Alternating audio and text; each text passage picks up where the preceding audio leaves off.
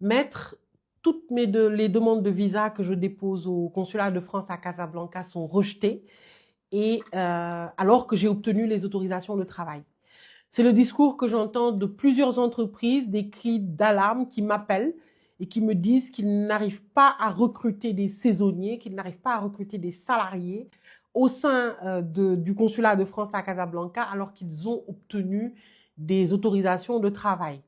Donc, effectivement, on a une réelle difficulté dans ce consulat et particulièrement au sein de l'OFI.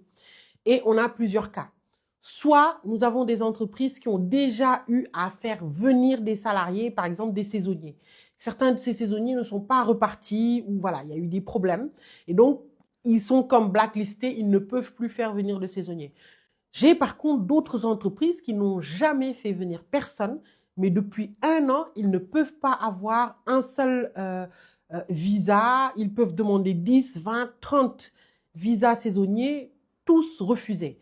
On peut avoir des refus verbaux, voilà, juste le dossier est rejeté à l'OFI.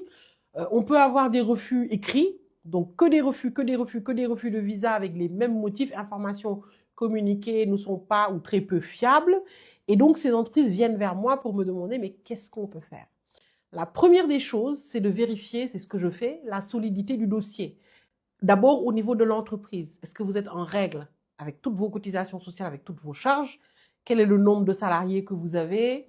Avez-vous déjà recruté? Avez-vous déjà fait appel à la main-d'œuvre étrangère?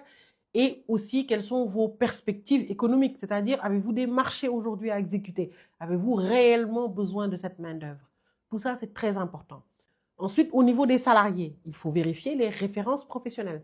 Est-ce que déjà le métier nécessite une qualification professionnelle? Est-ce que les salariés ont les attestations professionnelles véritables, c'est-à-dire authentiques, hein, pas des attestations fabriquées?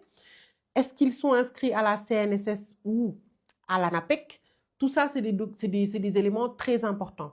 Donc, une fois que l'on vérifie tous ces documents, on constate que les refus au consulat de France à Casablanca sont injustifiés. J'invite et donc les entreprises et les employeurs à faire des recours. Oui, parce que dans ce cas-là, nous sommes dans une zone complètement illégale parce qu'on ne peut pas reprocher à une entreprise qui remplit toutes les conditions, un salarié qui remplit toutes les conditions, on ne peut pas invoquer des motifs, mais surtout lui refuser les visas en masse comme ça, en cascade, est impossible pour ces entreprises-là. J'en ai encore eu hier et ce matin au téléphone qui me disent que pour eux, c'est impossible de faire rentrer des gens alors que la pénurie de main-d'œuvre est réelle. Surtout pour l'activité agricole où c'est maintenant inscrit dans la liste des métiers en tension pour la France, on devrait y avoir moins de refus de visa. Donc, il faut faire des recours, des référés s'il le faut, parce que les référés permettent de juger rapidement les dossiers. En temps normal, on peut aller à plus de 12, voire 18 mois de procédure devant le TA. Avec le référé, on est 1 à 2 mois maximum pour être jugé. Cependant, le juge des référés est un juge qui est un peu plus sévère. Donc, les conditions de recevabilité sont assez strictes. Et donc, il faut des dossiers suffisamment bien montés et suffisamment solides pour pouvoir gagner le référé.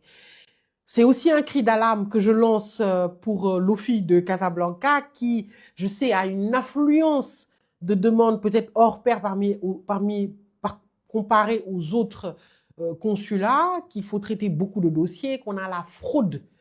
On a des saisonniers qui payent pour avoir leur contrat en France, on a des entreprises qui font payer, ça c'est vrai, mais à côté, nous avons des véritables entreprises françaises qui ont besoin de main-d'œuvre, que ce soit dans le secteur du bâtiment, de l'agriculture, du bois et de plein d'autres secteurs. On a de vraies entreprises qui sont réglo, qui ne veulent qu'une seule chose, c'est avoir de la main-d'œuvre.